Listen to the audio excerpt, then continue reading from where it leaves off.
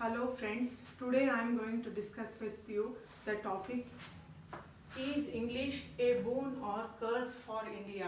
As we all know, boon means advantage, curse means disadvantage. I have taken this topic because I think this topic has shaped the current Indian education system and progress of the country. This is a very important topic. So friends, see, India got independence in 1947. The ruling language of British was English. They used it for administration and communication purpose. After British left the India, Indian government couldn't find a single language that was spoken commonly along the breadth and width of the India. In eastern side, Bengali and Oriya were spoken. In the western side, Gujarati, Rajasthani were spoken, and in the southern side, Tamilu, Kannada are spoken, and in the northern side, Punjabi and Kashmiri are spoken. So it became compulsory for the Indian government to choose English as the medium of communication and administration and for education purposes. What it did is, it did more harm than good, because what happened was, the 70% of Indian population lies in rural areas. They couldn't connect with the language, so they were deprived of the language. So what happened was, the students when went to school, it was a foreign language, they couldn't connect with the language, however hard they tried. That's why the students became school dropouts, and the generations of Indians have become illiterate, thus hampering the progress of our country. So friends, what's my point of view is that it was good thought that whereas English connects locally and globally, and it opened door to the world also. But the policies of the government were not proper, and it were not implemented in the root level. As we all know that no one teaches a child his mother tongue. It learns by observing other people's. In India, it is said that the mother is the first teacher and the home is the first school. As both parents didn't know, and in the surroundings no other friend knew or anyone knew the language, there was not any possibility that the child could learn the language. So when the child was afraid, and they got some sort of phobia. So that's why Indian people couldn't connect with the English language. That's why generations of people have become illiterate, and worsening our literacy rate of India. Now, at this juncture of time, what has to be done is very important. Now, the government and the public, everyone has to take and start a movement called Learn and Teach English. This movement has to be started. Then only the India will progress properly.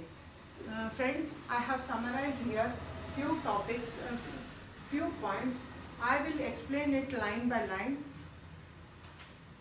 These are very important points. Students can add their own points, and they can enhance this essay or letter or these points. See, what is language? It is a combination of words and sounds evolved over the period of time by man for communication. Global language. As we all know, English is a global language. It gives opportunity for a person to reach globally very easily. I have joined these 2 points. More number of languages. Post-independence, brainy brains. Post-independence, English was made official language, as there was no common language was there in India to communicate, because India is a multilingual country. There are mainly 23 languages and nearly 2000 dialects. So English was made compulsory in education and administration to bind the country. Bind globally and locally. English binds people locally in India and as well as globally. This was an advantage. See, mother, home and atmosphere, foreign language, dropout, shattered dreams, illiteracy, generations, poverty, less progress, discrimination and social gap. I have combined these points. Now I will explain here. As there is a proverb in India, mother is first teacher and home is the first school of every child.